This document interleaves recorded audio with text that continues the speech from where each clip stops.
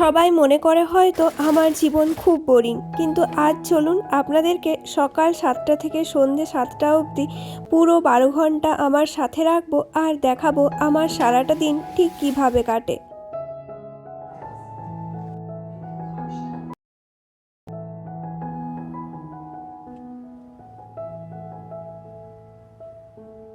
এখনো দিনের আলো ফুটতে ফুটতে প্রায় আধ ঘন্টা মতো সময় লেগে যাবে।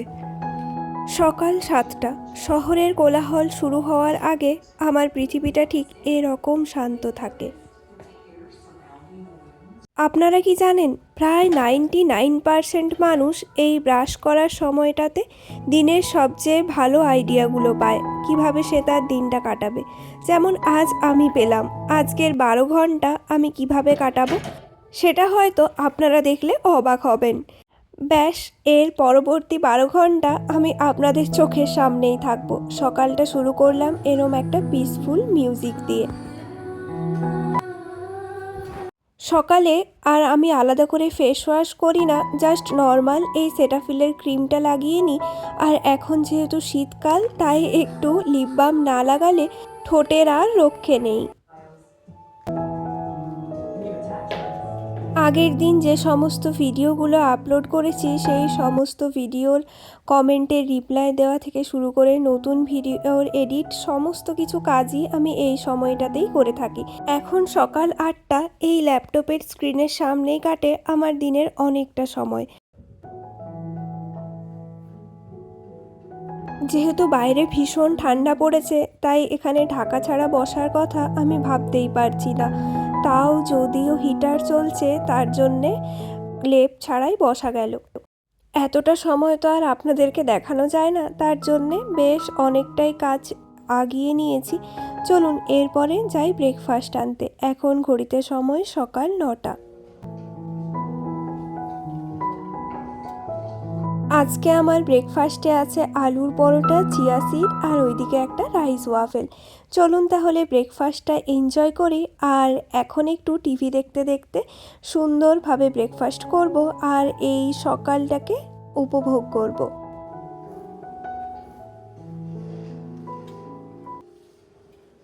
শীতের সকালে এই যে ঢাকার একটা গরম গরম উষ্ণতা, টিভিতে প্রিয় অনুষ্ঠান আর গরম গরম ব্রেকফাস্ট, এর চেয়ে ভালো কম্বিনেশন আর কী বা হতে পারে। এই স্লো মোশনের অ্যাস্থেটিক ভিডিওগুলো দেখতে ভীষণ ভালো লাগে।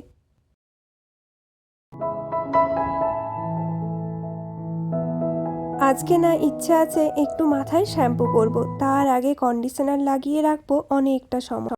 এই কন্ডিশনারটা চুলে আগের থেকে লাগিয়ে রাখবো প্রায় 2 ঘন্টা মতো সময়, তাহলে চুলটা আরও অনেক বেশি সফট হবে। আপনারাও একবার ট্রাই করে দেখতে পারেন।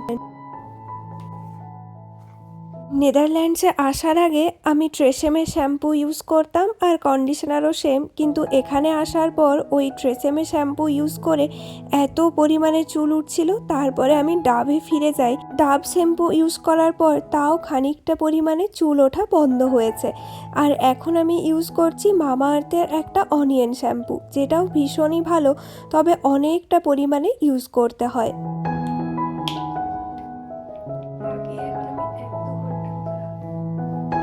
ধীরে ধীরে পুরো চুলের মধ্যে ভালো করে লাগিয়ে নিই। স্কাল্পে লাগাবো না, কারণ কন্ডিশনার তো স্কাল্পে লাগাতে হয় না, শুধুমাত্র ওপরে ওপরে হাতটা দিয়ে দেবো যাতে ওপরের চুলগুলো একটু সফট হয়।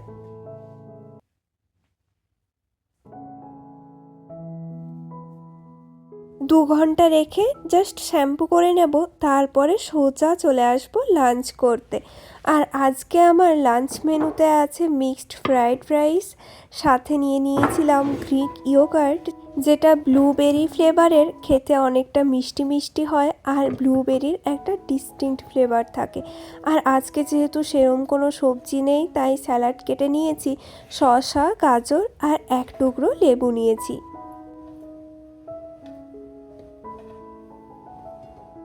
এই দিয়েই আজকে দুপুরের লাঞ্চটা কমপ্লিট করব। এখন ঘড়িতে সময় 2টো মতো, আমি একটু বাজারে যাচ্ছি, ঘুমিয়ে পড়েছিলাম, ঘুম থেকে উঠে এই যে বাইরে স্নোফল হয়ে আছে। আর চলুন আমি এবারে রেডি হয়ে যাই। আর বিশেষ কিছুই রেডি হওয়ার নেই, জাস্ট একটু লিপস্টিক লাগাবো, তাহলেই I am ready to go. বাইরে যেহেতু এখনও স্নো আছে, তাই বাজার যেতেও ভীষণ ভালো লাগছে। এই সবে বাজার থেকে আসলাম, আর জিনিসপত্র যা নিয়ে এসেছি সব বের করে জায়গা মতো গুছিয়ে রাখতে হবে। এখন ঘড়িতে সময় দুপুর 3টে।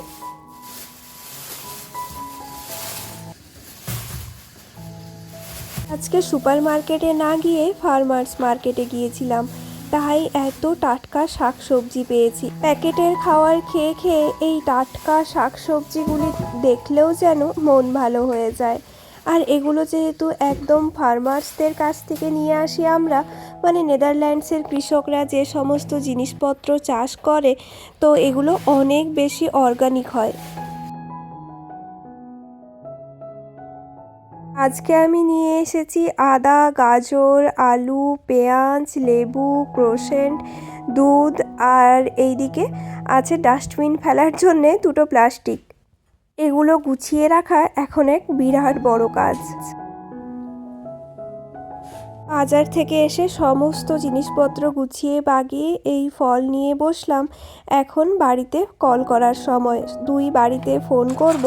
আর ফোন করতেই বেশ অনেকটা সময় চলে যায়, আর ভীষণ ভালো একটা সময় কাটাই। আর এখন ঘড়িতে সময় হয়ে গিয়েছে বিকেল 5টা। আমি চলে এসেছি আজকে সন্ধে স্ন্যাক্স বানাবো বলে, যদিও ও এখনও অফিস থেকে আসেনি। ও অফিস থেকে আসলেই একদম গরম গরম খাওয়া হয়, তাই বিকেলের দিকটাতে কিছু একটা ভারী খাবার বানাই, আর সাথে চা।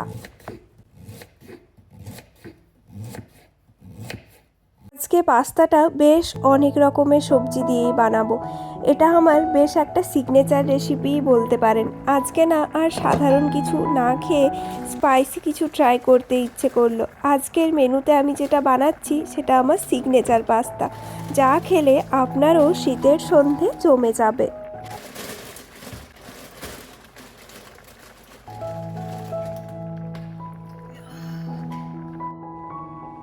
এখানকার পাস্তাগুলো কিন্তু সেদ্ধ হতে বেশি সময় লাগে না। আমাদের ওইখানে যে পাস্তাগুলো পাওয়া যায় সেগুলো মনে হয় সেদ্ধ হতে অনেকটাই বেশি সময় লাগে। কড়াইতে তেল দিয়ে দিলাম, এরপরে দেব এই যে সমস্ত রকমের সবজি আমি কেটে রেখেছি। শীতকাল মানেই তো সবজির সম্ভার, আর যে কোনো কিছুতে প্রচুর পরিমাণে সবজি দিলে স্বাদ বেড়ে যায়। গরমকালে কিন্তু আবার এত ভালো লাগে না। দেখুন, ঠিক সন্ধে নামার আগে পুরো আকাশ জুড়ে এসেছে রামধনু, আর দেখেই যেন মন ভালো হয়ে যাচ্ছে। বৃষ্টি হচ্ছিল একটু আগেই, বৃষ্টি শেষ হওয়ার পরেই আকাশে রামধনুর দেখা পাওয়া যায়। ততক্ষণে আমি যতক্ষণ রামধনু দেখতে গিয়েছিলাম, ফিরে এসে দেখি রসুনটা বেশ লাল লাল হয়ে গিয়েছে, আর সুন্দর একটা বাটার আর রসুন ভাজার গন্ধ আসছে। এরপরে আগের থেকে কেটে রাখা সবজিগুলো, যেমন গাজর, ক্যাপসিকাম, বিনস, সব দিয়ে দিই। তারপর ভালো করে ভাজা ভাজা করে নেব। একটু ক্রাঞ্চি রাখলেও অসুবিধা নেই, কারণ বিনস বাদ দিয়ে সব সবজিগুলোই মোটামুটি কাঁচা খাওয়া চলে।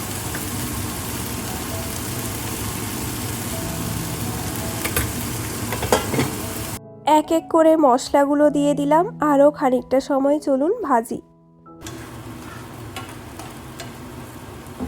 ম্যাগি, পাস্তা, চাউমিন যাই বলুন না কেন, এই সমস্ত খাবারগুলো কিন্তু খেতে ভীষণ ভালো লাগে। জানি না কেন এত পছন্দ। নর্মাল খাবার তো এখন তাও ঠিক আছে, যখন বাড়িতে থাকতাম তখন নর্মাল খাবার খেতে ভালোই লাগতো না।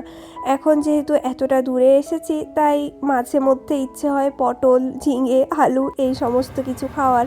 তবে আগে ওই সমস্ত খেতে একদমই পছন্দ করতাম না।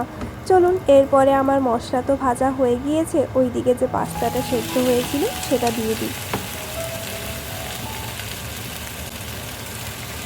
কখনো ডাচ ল্যাঙ্গুয়েজ শিখে, কখনো আবার নিজের কিছু শখ পূরণ করে, কখনো আবার ঘর সুন্দর করে সাজিয়ে, কখনো আবার কিভাবে ভিডিও এডিট করতে হয় সেই সমস্ত কিছু শিখে আমার সারাটা দিন ভীষণ প্রোডাক্টিভভাবে কাটে।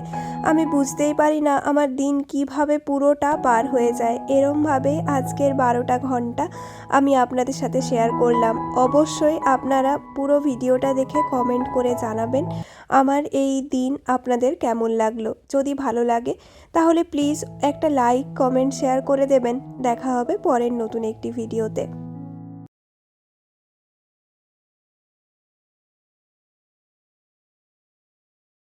পাস্তার শেষ লুকটা না দেখিয়ে ভিডিওটা শেষ করতে পারলাম না। ভীষণ সুন্দর হয়েছিল খেতে।